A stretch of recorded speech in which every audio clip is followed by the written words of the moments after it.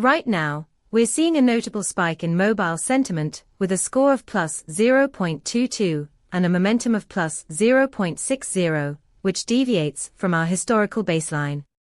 This uptick suggests a sudden, positive shift in consumer perception, potentially fueled by recent product launches or updates. Our API returns a comprehensive set of insights, including sentiment scores, momentum trends, and semantic clusters.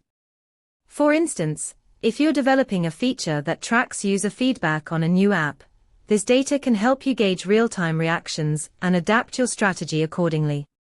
Don't miss out on these insights. Leverage this data to enhance your applications.